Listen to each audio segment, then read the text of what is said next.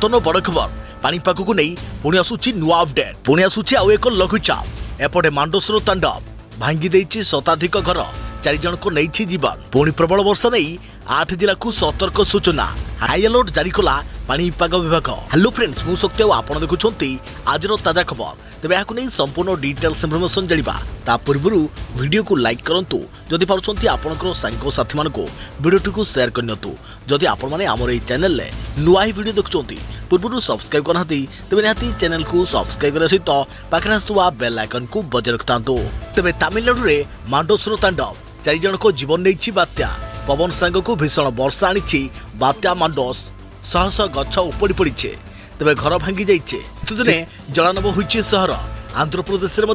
भीषण वर्षा करिछि मांडोस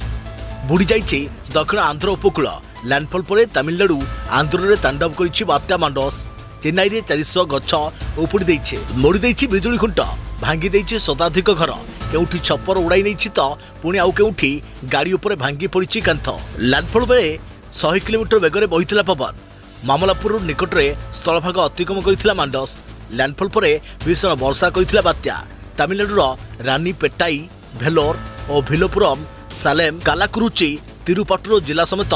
चेन्नई रे भीषण वर्षा होइछे चेन्नई रे 115 मिलीमीटर वर्षा रेकर्ड होइछे बात्या परवर्ती स्थिति समीक्षा करिसंती मुख्यमंत्री स्टालिन आसंता 13 तारिख बेलू आउ एक घूर्णिबलयर संभावना रही पुणी बंगोपसागर में बात्या नहीं संभावना पुणी पानीपाग विभाग पूर्वानुमान आज 8 जिले में प्रबल वर्षा नहीं संभावना आज भी राज्य में किसी स्थान में वर्षा हो पारे विशेषकर दक्षिण ओडिशार किछि जिले में वर्षा नहीं आंचलिक पानीपाग विज्ञान केन्द्र पक्षर पूर्वानुमान कर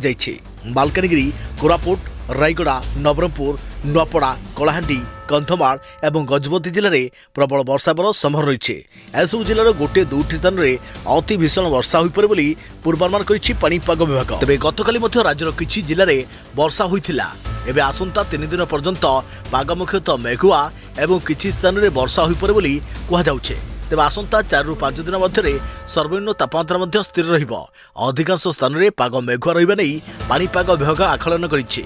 तेबे सेहीपरि 24 घंटे सर्वनिम्न तापमात्रा बढ़ुथारू शीत टिके कम रही सेपटे शीतर थरुछि सुंदरगढ़ जिलार खनि अंचल कोईडा एठारे संध्या और सकाळे पारद तलकू घोषिया पर हाड़भंगा शीत अनुभूत होउछि पहाड़ जंगल भरा अंचल होइथारू एठारे मात्राधिक शीत सहित तुषारपात होइथाय गत 3 दिन हेलाणी दिन तापमात्रा 10 डिग्री तले रहुथबा बेले संध्यारे तापमात्रा 15 डिग्री तले रहुछे एठारे लोके प्रातः भ्रमण सांग को चा पीवा सह निया जाली शीतर बेस मजा नेउछंती। तबे एथला बर्तमान बड़ खबर पानीपाग को नहीं तबे आगो को नुआ अपडेट पई आम चैनल सहित जोड़ी रहंतु से पर्यंत मो रहिली जय जगन्नाथ।